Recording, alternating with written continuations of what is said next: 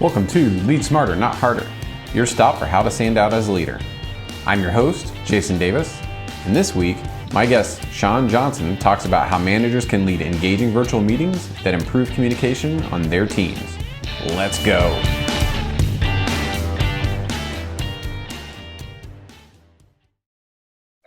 Okay, well, thanks for joining us today on Lead Smarter, Not Harder.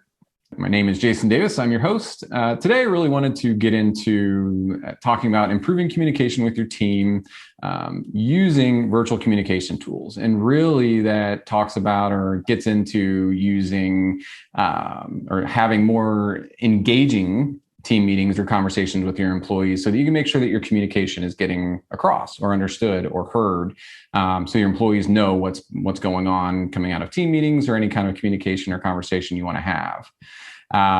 Really what led me into kind of thinking more about this problem or a way to help managers in this space is there's a new report that came out from Citrix called Work 2035. The Born Digital Effect. And this report attempts to compare born digital employees, so those that were born 1981 and after, and comparing them to business leaders of today. The idea was to understand how born digital employees like to behave, act, communicate in the workplace as a comparison to the business leader group. One of the items that I found extremely compelling was the difference in the usage and preference of instant messaging tools. So Citrix asked the survey respondents their preferences and usage of these tools. From an instant messaging standpoint, 81% of born digital employees replied that they have a preference towards instant messaging.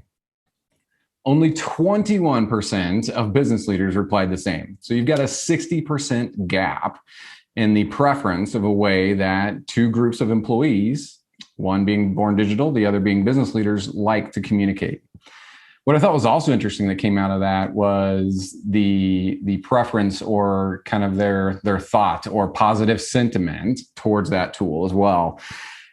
A large gap on the instant messaging side came in here. So on the instant messaging side, 82% of born digital employees said that they prefer to use this as a tool for communication, compared to only 26% of business leaders. So again, thinking about trying to meet your employees where they are, trying to make sure that your employees are understanding communication that's being given to them. I think there's going to be a big gap or a widening gap in what is already probably an opportunity in a lot of areas from employee to manager communication. We know that oftentimes managers and employees, are not the best at communicating with each other. And sometimes, again, messages, goals, those things get lost. And if we're moving more into a space where you've got competing places where people want to communicate, that problem may grow a little larger. So wanted to dig into that a little further. To do that, I actually needed to bring in some expertise. So brought in my friend Sean Johnson here.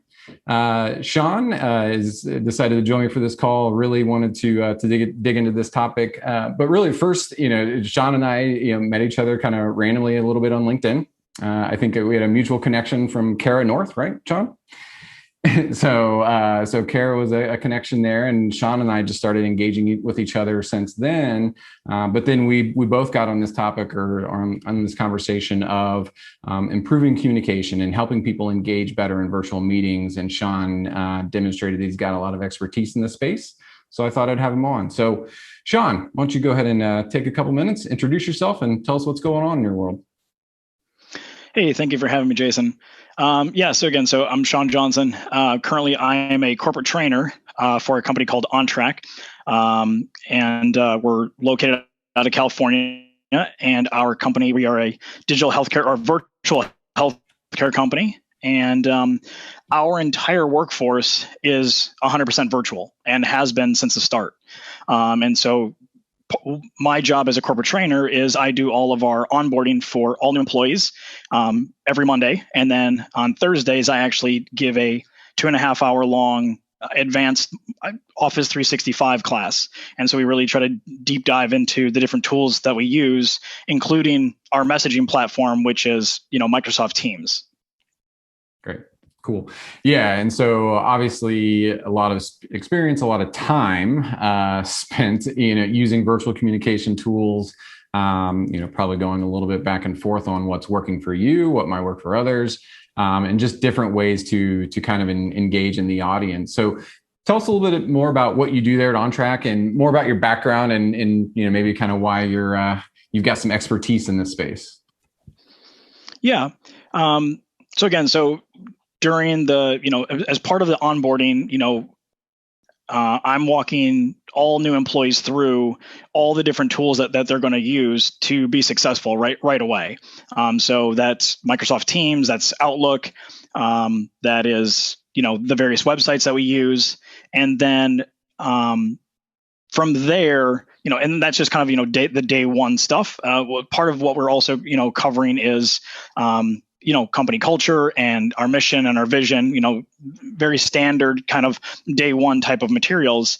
But my approach to it is a little bit different. I really try to get an emotional tie-in to, kind of what our mission is. So, we are a mission-driven company, which is very different than a lot of other companies I've ever worked for. A lot of companies say that they're mission-driven, but, when your goal is to save as many lives as possible, that is, to improve the health and save the lives of as many people as possible. That's very different than my previous job, which was working for Sprint, the cell phone company, as a new hire sales trainer, where my job was basically to entertain 18 to 25-year-olds for 2 weeks straight, get them ready to enter the retail stores. So my superpower is I take really boring content and make it fun. Again, really coming down to part of it, right? Coming down to company culture. So, coming from the cell phone industry over to the healthcare industry has been really, really cool. There's been a lot of insight that I've just I never even knew about, right? Like we have to deal with, suicide, for example. Like that's something that is just now part of, my job, where that, before that really wasn't. And then kind of trends. So then what I do, so after day one, I give them a couple days to get acclimated with their team. During the onboarding process, I help give them questions to make sure that they're asking, their new manager, to try to make sure that they're understanding how we work here at OnTrack, as well as what tools that we use and kind of what are the kind of the team norms, which I think are really important to get acclimated with right away. And then on Thursdays is when we do this advanced Office class. And that's really where we kind of deep dive into the Office 365 suite and understanding now, how we work, where we store files, how do you communicate? So we, the traditional way of work, right, is, I open a document, I work on it, I save it, I email it to somebody else, they open it, review it, email it back. Whereas, we're fully embedded in the sharing aspect, right? Really utilizing Office 365 and Teams as the way that we work. And that's really, really, it's really fun to be able to take our new employees through kind of the workflows and try to remove as many potential barriers. And probably the most consistent feedback that I get, kind of week after week after week, is no company has ever taken the time to teach me how they work. They just never took the time to do it. And that's, I think, the thing that they're the most grateful for. And of course, they're going to learn all sorts of like cool, fun tips and tricks along the way that, like, for example, like, I don't know if you know this, but you can actually drag an email down to your calendar and it will automatically create a calendar invite. It's called drag and drop. I didn't know you could do that until I started teaching this class. So again, it's been really nice that, part of our company culture and one of our core values is innovation. And we are a growth mindset organization. And what's really great about that, again, I've never been a part of an organization like this before. And what's been really helpful for me as somebody who's trying to get new hires caught up to speed really comes down to the fact that, the company is allowing me to really continue to refine the processes to make our employees, to help them get, comfortable and acclimated with the way that we work. Mm-hmm. And again, trying to help establish some of those kind of team norms where, again, a lot of people who go through their onboarding process have never experienced something like that before. Yeah, no, great point. And I want to walk back a little bit, on what you said, just even towards around onboarding and talking about, just mission, vision, purpose, things like that. Some of those are critically important messages, super important messages that you want to make sure that people not only hear, but understand and can connect, right? And connect it back to their life, their work, and really start to understand, hey, this is the difference that I can start to make at this company and for the customers of this company as well. So, again, just kind of thinking back, making sure that, the things that you're saying are not just heard, but understood and then put into action, I think is super critical, especially when you're talking about the mission, vision, purpose, and things like that as well. So, and again, you're doing that in a completely virtual environment for a company that is also completely virtual. So, I think you all are very much on the other end of being able to live in this new world. Anyway, it's kind of same old for you all, right? In terms of, how you're doing the work, right? There's obviously a lot of other things that are different. I don't want to undersell that, but probably the way that you're executing that work hasn't had to change so much. Whereas, we've got tons of managers out there that are moving into either hybrid formats or remote formats that they may not have ever led in before, and just don't have the experience in engaging in communication and tools and things like that can really get us there. So I think that's a really good transition actually into talking about some virtual communication tools. Sean, you've mentioned Teams and Microsoft a couple of times. I know that's where you're most familiar with. Through the conversation, we'll try to keep it kind of as brand agnostic as we can anyway, and more towards, just keeping engaging conversations. But if you're a Teams user, then this will even give you a little bit more of a leg up anyway, because you're getting that type of experience. So, the term virtual communication is quite broad, actually. So, before we even really start to dive in and figure out how to get better using them, let's talk about what they are a little bit. So, Sean, why don't you help us out a little bit? What are virtual communication tools? What are some examples, names that we might know? The most common ones right now. The big disruptor, right, was Slack. Everybody hates email, right? The very first tool, kind of virtual communication tool that all of us from a work perspective, right, had to deal with was email.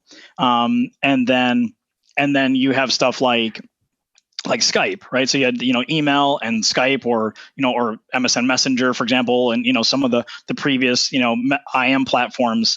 But at least from a work perspective, most companies were probably, just primarily focused on email, right? And then when Slack came around, that was really kind of their big pitch, right? Was they wanted to reduce the raw number of emails. And I think that's really where, again, thinking of these virtual communication tools, I think that's really what it comes down to, right? Is that people now are wanting to get rid of all of the email. How do we reduce email, right? So you have Slack, you have Teams, obviously Zoom, with the with COVID, Zoom's really kind of big claim to fame was they made it really easy to have a virtual meeting. And whether and then being able to chat, within the meeting as well. But so then Skype, obviously everything from the Google Suite. Google changes their names for their products literally like every 6 months. I just it's the G Suite. I don't know what the actual name is. Hangouts, chat, whatever. It used to be Wave, like all sorts of fun stuff. Obviously Discord's making a really big push right now. You are hearing quite a few different companies talking about, when they're now looking to what to adopt next. Some of them are considering Discord. Obviously, again, so we have email, and then you have regular text messaging, or there's a handful of group chat type of applications that companies would look at. And again, depending on which what industry you're in, like again now with the healthcare, right, we have to be HIPAA compliant, and that's a totally different level. I'm sure you could do. There's all sorts of podcasts you could probably do just on HIPAA compliance, right? But yeah, so those are going to be I could think some of the kind of the heavy hitters, and most of the stuff that I think that as we talk about this will apply to again the Slacks, that Teams, that kind of thing, right? Like the things that are designed right now for kind of work chat. Yeah, no, and that's a great point. And I think, especially when you start to see things like Salesforce's acquisition of Slack, right? And just how much they were willing to pay for that. I don't have that number off the top of my head or written down anywhere.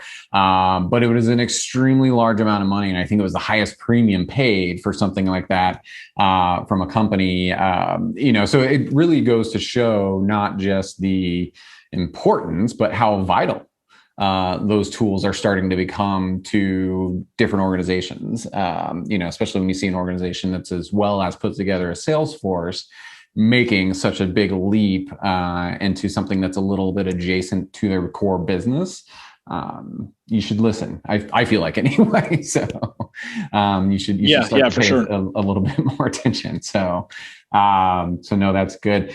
That again, these tools are quite broad, and for a lot of people, they're very new. And this maybe gets into a little bit of that born digital difference in business leaders, right? I mean, I started using instant messaging with ICQ back in like 1994, 95. And I'm like really dating myself now, but that's pre AOL instant messenger. Like ICQ was really one of the first bulletin board messaging systems that was really kind of out there. I can still hear the uh-oh in my head. And so I think, for one, and that really gets into, I think, the usage and preference difference that I talked about a little while ago, is that I grew up using these tools, right? It's kind of like, all right, this is how I communicate regularly, and have figured out ways that work for me to communicate. And I understand communication coming back through it that, again, I think is driving some of this generational difference anyway in the workplace. And now we've got 5 different generations entering the workplace or coming into the workplace. So we've got a lot of just varied experience just growing up with technology or using different technology as a part of your life. So could also be just a lot of that preference and usage difference as well. So let's talk about some of the biggest problems that you see that come up with some of these communication tools. So where do you see people kind of tripping up? Where do you see people maybe not using them enough? Maybe losing an audience. What are you seeing in your world?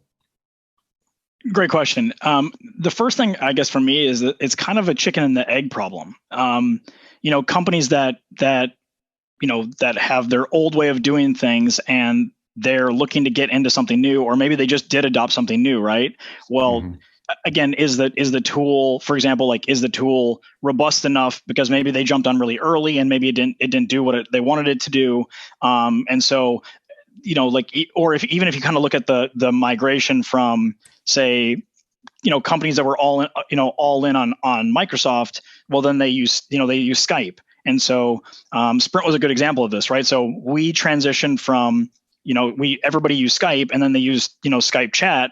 And then all of a sudden we were like, oh, no, now you're going to use Teams. And everybody didn't want to let go, right? They were like, well, no, this is what I know. Yeah. I don't want to learn a new tool, right? So some of the problems that this company's going to run into right away are just going to be, how do you get them to adopt this new technology? And again, it comes down to reducing that the learning curve, right? I think that's going to be a big one. And then, or for example, again, like in that situation where you have a company that maybe got on early with a tool, and then now they're like, oh, well, now we have to buy another tool or a different one because it doesn't doesn't tie into our LMS system. It doesn't tie into our CRM. So now we have to, we also want you to use chat on the CRM. And so I think, if you don't think about this thorough enough, you can run into the issue where now you're trying to bring on 2, 3, 4, 5 different types of tools for communication. Or even, again, you're trying to force people to do chat through your project management tool, or, so I think that's going to be obviously a really big, at least something really to consider if you haven't really made this jump yet. Once you have the tool set in place, and this is really going to kind of apply to the Slack, the Slacks and the Teams where you have channels, right? And Discord. It's going to be the number of channels. So do you have not enough channels, too many channels, right? So I think it really kind of comes down to some people really like to compartmentalize, some people don't. Again, I'm somebody that likes to compartmentalize, and so one of the things that we had tested out was creating a separate Teams channel for every project, and then having all communications for that project in particular stay in the channel. And then that way, to kind of live kind of like a legacy aspect, right? And so just all stayed within there. So again, I think one of the things that you definitely want to consider is, the number of channels that you have. Now, the flip side of it, for example, like my wife has, I think it's like, 27,000 unread emails, right? And if you look at her phone, just the vast number of unread notifications. So, you can start to add all sorts of fun channels, and you think they're going to be great, but now all of a sudden you're on, your notification overload, and then nobody looks at them, right? And we can kind of get into some of the ways to maybe kind of fix that, right? And some ways that you can kind of talk through it. But so that's so either too many channels or not enough channels, for example. Definitely not taking the time to set up your notifications correctly. How do you filter through the noise? And this again comes down to, or one way that you can definitely help this is, within the company is to at least have best practices, right? So here is a way to potentially minimize the noise, and really be able to, or how do you turn it off, right? How do we go into do not disturb? The 24/7 availability, right? That's going to be one of those ones where, you have to, as a company, establish what is okay and what's not. Again, are you forcing your employees to put it on their personal devices? Are you giving them a separate device?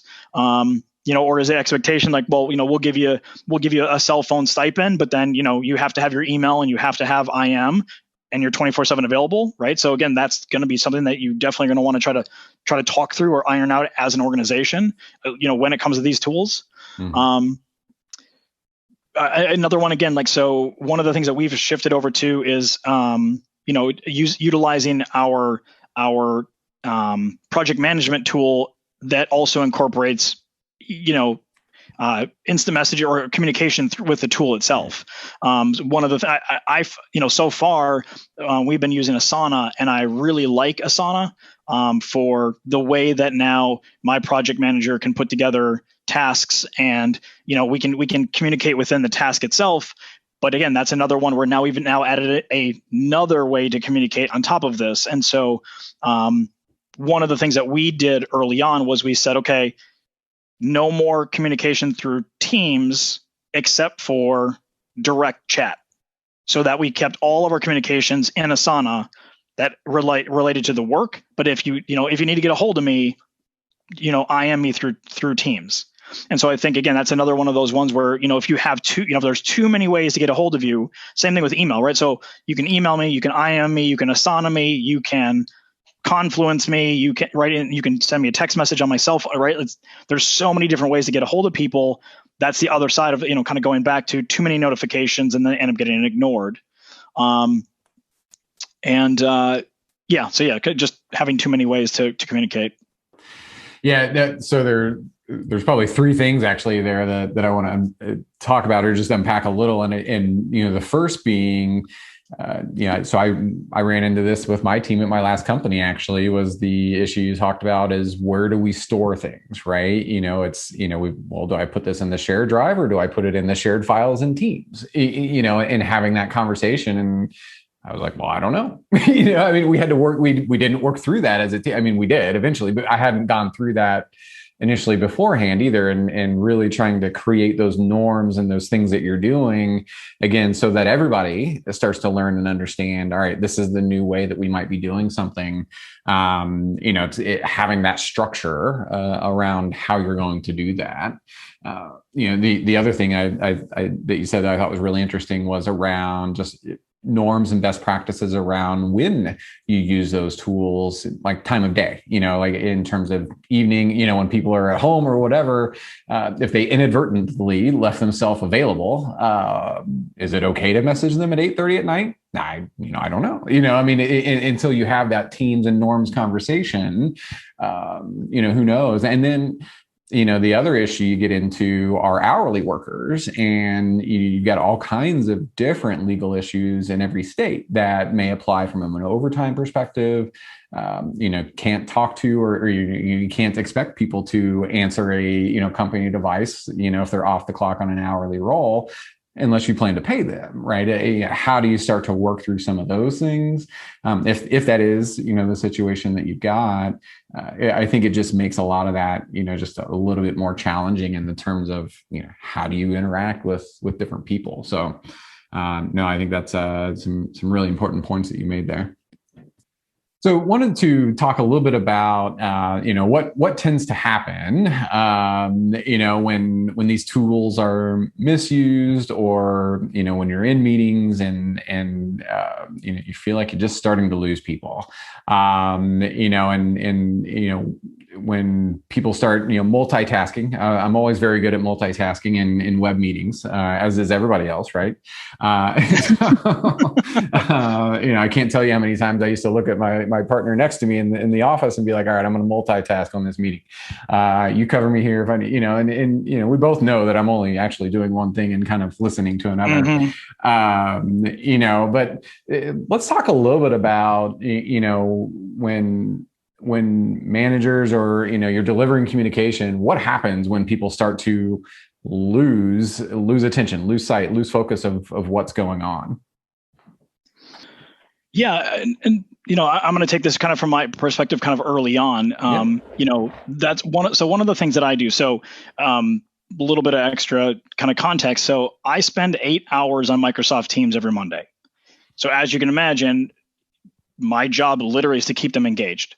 One thing that we do as part of our onboarding is we do not have them sit on video all day. So, we've established early on that, especially, a year and some months later, with the COVID thing, like Zoom fatigue is very real. And, being on video is incredibly challenging for people. And it's incredibly taxing. And so we've just made it as part of our company culture that, you have that conversation early on, what is the expectation for video, right? Because I think some people, yes, you can say the context, well, if they're on video, then I can tell that they're engaged, but that doesn't necessarily mean they're engaged, right? And so by not necessarily being on video, sometimes I think it is easier for people to, attend, so many meetings. And because we're, an entirely virtual workforce, we obviously have to have a lot of meetings, right, to have these conversations. But we don't jump on video as often as you would think that people who have an entirely virtual workforce do. One of the things that I try to do a lot of when it comes to, again, because I'm asking somebody to be on Teams with me for 8 hours, is we take a break basically every hour. So I've designed all my modules to basically be about 50 minutes. And then that way it's like, all right, cool, we're going to do a 10-minute break. And so then, they take their break and they come back. And then one of the things I like to do for really to kind of help with kind of day one is when they're coming back from break, as a way for me to see if they're back in their chair, is I pose a question in Teams. So I'll say like something to the effect of, I'll say, for example, if it's our very first break, when they come back, I'll say, what is your favorite way to caffeinate in the morning? So then somebody, coffee or tea, or I don't drink any, and then I take a minute to actually comment on those. And then I'll also I'll click, through Teams, I'll click the heart, or I'll, do a thumbs up on each of their comments. And again, this is just this right. So within the first hour, they're already getting a sense of how we interact, even though, I'm supporting all the time zones, and it's really early for my Pacific people, right? It's they're taking their break at 7 a.m. So I'm like, yes, please go get some caffeine, But so that's again kind of one way to kind of engage with them, right? Is utilizing this messaging service, right? These instant messaging applications, and so I'm able to by doing the little personal things, right? So I'll say like, how do you like to caffeinate? Or like say it was after a holiday, I may say like, for example, hey, what's your favorite? So we just got off 4th of July. What's your favorite barbecue food, right? And so you get a sense of who this person is, right? Like they become a real person instead of just being a static photo on your messaging platform, or instead of just being like, oh, you're an engineer, or oh, you're a insert job title, right?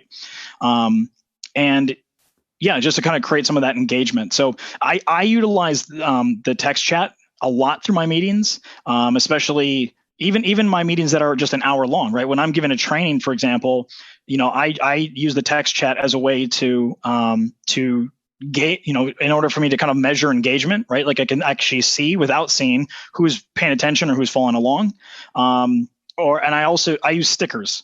So that's a really fun aspect is, not a lot of companies are like, hey, we want you to use stickers on a regular basis. And so this is just a really fun way for people to put their own kind of like spin, or their own kind of, they get to kind of shine through the text chat. And some people, one of the things that like, so my wife is an introvert and I'm an extrovert, and we read a book called Quiet, and it's all about understanding that introverts have to pretend to be extroverts, right? Like our school systems and our workplaces, the whole like, no cubes and open office and, all this stuff is really designed around people who like to talk and engage. But a lot of great ideas don't come from people that are like me, right? Like there's a lot of great, ideas or great conversations can actually come from people who aren't necessarily like, hey, like need to be in the spotlight all the time. And so that's kind of one of the things that I think where, kind of going back to this report, right. And the instant messaging apps, if companies are thinking about, they hear this and they're like, well, what could we do? Well, maybe again, you actually might get some better ideas by allowing people the time to think and process, and then actually type out what they're thinking or feeling, versus just being like, no, we have to have a live in-person meeting. Everybody has to be on video, and you can't be on mute, and you have to, engage. Like you can get engagement without necessarily being off of mute, or without necessarily being on video. And I think, yeah, so that's definitely something that I do quite a bit. So yeah, between the messaging, or between the text chat, but definitely giving people lots of breaks, and just allowing people the space to just still be human, right? Like, yes, we want you to be, we want you to get the work done, but isn't that why we hired you, right? Like you're an adult, we hired you to get the job done, and so instead of us worrying about trying to babysit you to do it, what if we just say like, hey, this is the work that needs to get done, go get it done.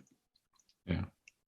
Yeah, that's great. And you kind of wrapped it up there a little bit, but, kind of boiling it down, the three things that I took away from a lot of that were being very cognizant and aware of the Zoom camera, the meeting fatigue, right? And just knowing that. And, from your environment as a trainer, being there all day versus an environment as a manager or a leader, that manager may not have their employees in a meeting for 8 hours a day, but their employees may have been in meetings for 8 hours with other people for that day, yep. Right? Or during that time. So I think that even goes back a little bit to being cognizant of that and saying, all right, do we really have to see each other for this meeting, or can we just go cameras off, or anything like that? And even for me, I mean, there's times where I will message people, a little before a meeting and just say, hey, I was hoping to take a walk during this half hour. Do you mind if we just do audio?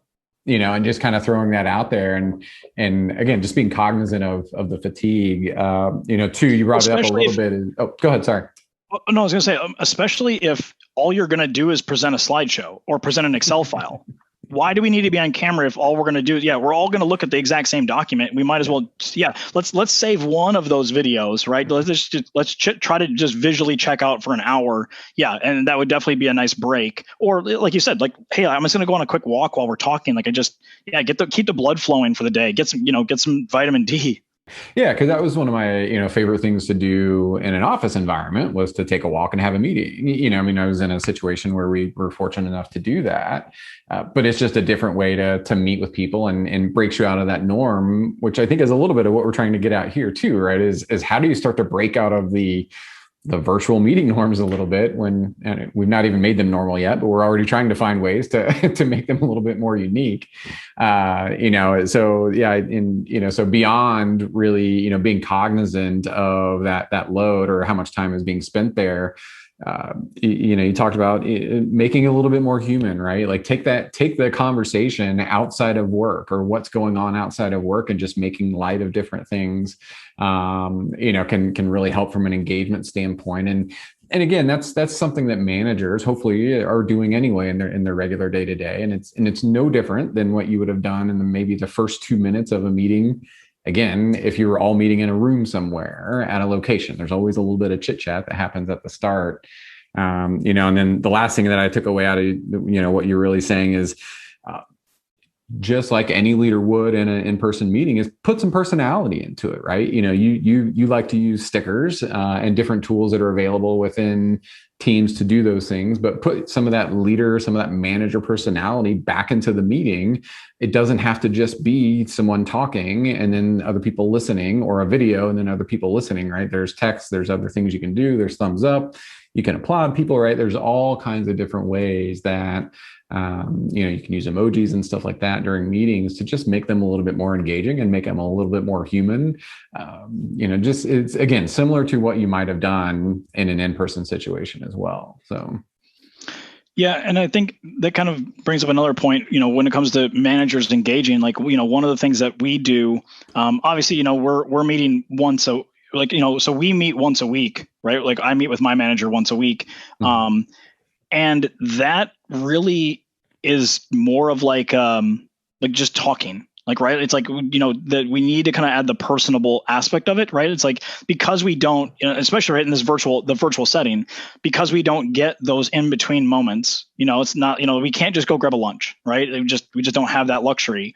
And so carving out time and space for your employees, I think, to just kind of check in and just kind of chat, and that's unstructured, that isn't necessarily even work related, right? Like maybe you just tell me what's kind of going on, like just in your life, right, and being intentional about that.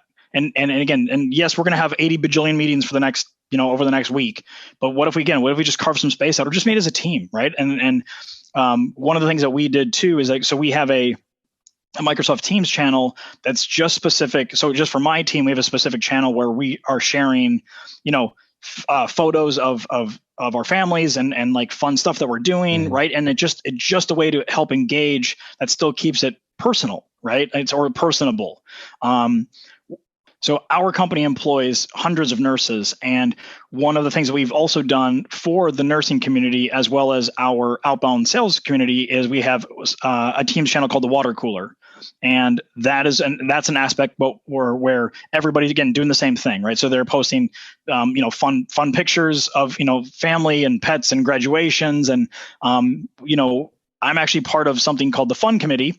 And so we have a special team where, there's a handful of us that are working together to try and come up with really fun ways to help engage people throughout the week or throughout the month, for example. So like this month, we're doing a talent show. People are just record a little video of themselves and then email it in.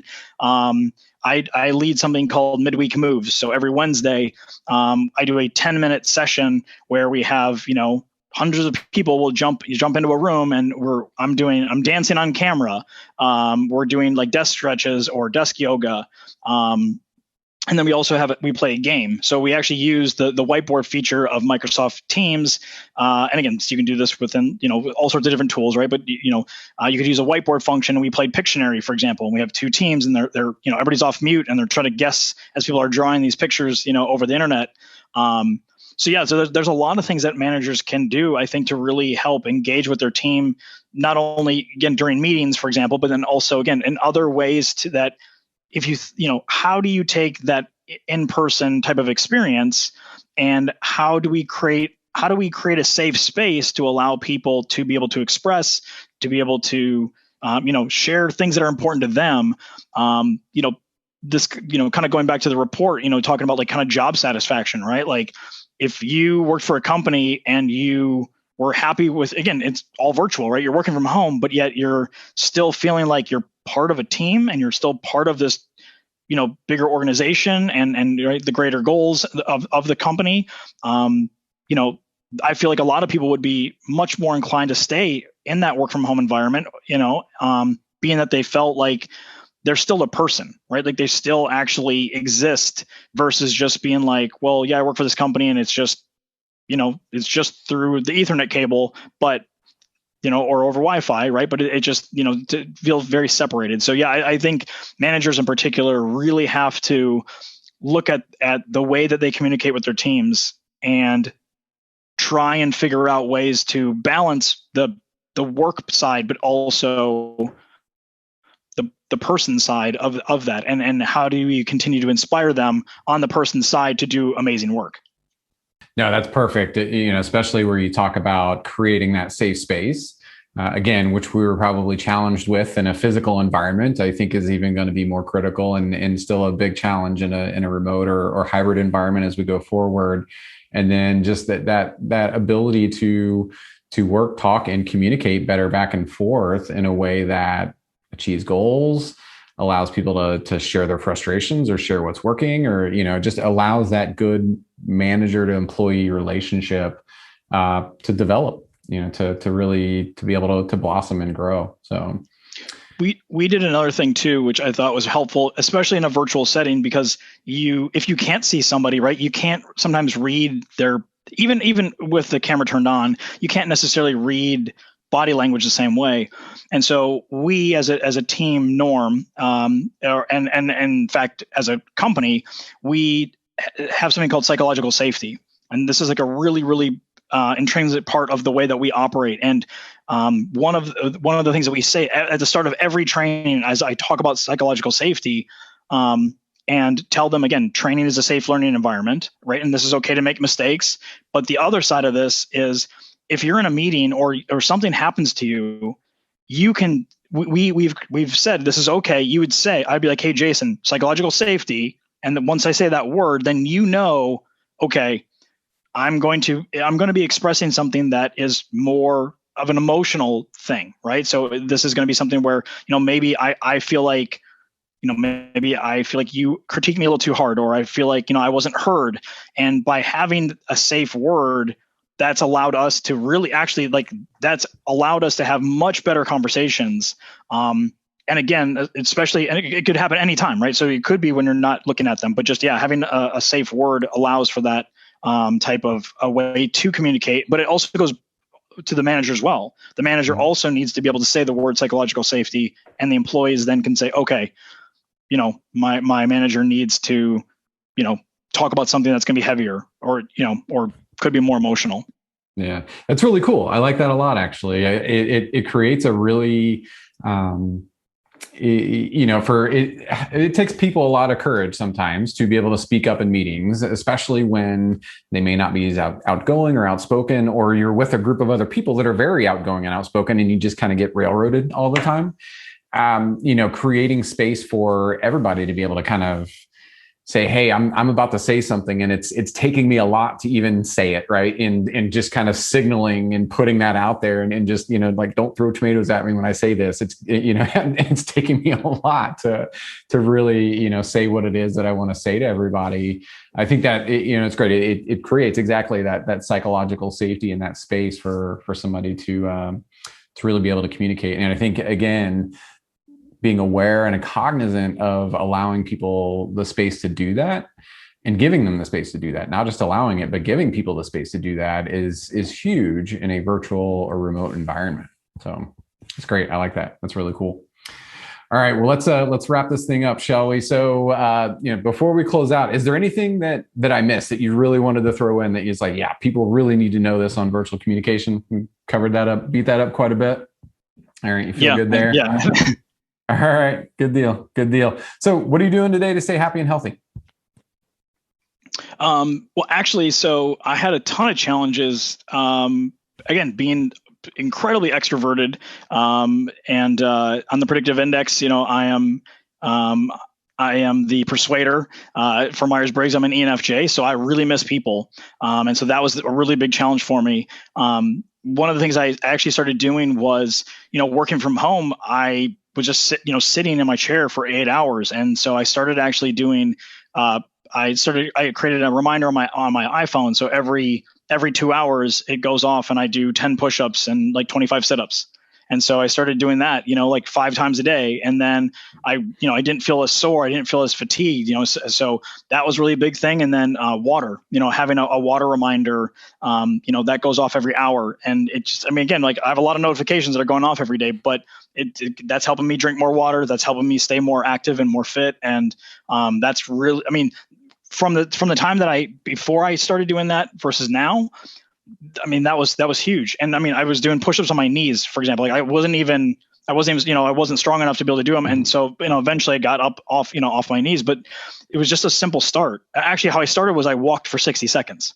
That was literally how I started, was just like, what is the smallest thing I can do to just try to do one healthier activity instead of sitting in front of my computer? And so it was just, I started walking 60 seconds. And then that way I got my stand rings, on my Apple Watch. So, at least for the day. And then I moved that into push-ups and sit-ups. And then I started actually doing, Apple's HIIT training through the Fitness Plus app. So, cool. And then, I skateboard for fun. And so, especially, I live in Minnesota and winters skateboarding is much more difficult during the winter time. So I needed to keep my body in shape. So when spring came around, I could keep skateboarding. And, so that's how I kind of got started with the Apple Fitness stuff after the new year. And, and that's been a huge change for me. It's definitely work better. Again, I'm much more sharp throughout the day. I'm, going to bed more regularly so I can, stay. But yeah, it just literally all started with walking for 60 seconds. Yeah, that's awesome. Yeah, just setting small little things that you can do that, again, for you sounds like it was, not just the getting up and moving, but also just kind of reconnecting, refreshing a little bit, practicing a little bit of what you preach here around just not getting too worn out in meetings and on Zoom calls or team calls for you all or anything like that. Is really important. And I laughed when you brought up the stand rings thing, because like randomly at just random times, like I'll stand up for a few minutes and my wife's like, "What are you doing?" And I'm like, "Oh, I got to get my stand in." I got to get my ring in. So, like, if we're watching TV if you have stairs, like stairs in your house, even better. So what I did was I just mapped out a little path. And so I'm like, I walk up the stairs and down the stairs 3 times, and that's a minute. And yep, that was just, that is funny that you're like, your wife looks over, what are you doing? You're like, I'm stand. Yeah. It's the watch. Why are you standing there watching TV? It's like, well, point to the watch. So, no, that's awesome. All right. Well, Sean, where can people find you if they have questions? You can definitely, request a connection on LinkedIn. So just, the linkedin.com, and then it's just Sean Johnson trainer. So I think it's like linkedin.com/in/Sean Johnson trainer. All right. Can I put a link in the notes? Of course. All right, cool. So if you want to contact Sean, check out the show notes. So Sean, thank you very much for your time today. I really appreciate your insights, thoughtful comments, and just your experience in trying to keep people engaged, wanting to communicate, wanting to participate, and wanting to be a part of meetings. I think this is going to be a great help for managers as they're trying to figure out a new way to work, especially those that haven't had experience in a hybrid or remote environment, and just gives people a few different things to think about or try in their next meeting with their employees. So again, thanks a lot for your time today. I really appreciate it. Hey, yeah, thank you so much, Jason, for having me on. Really appreciate it.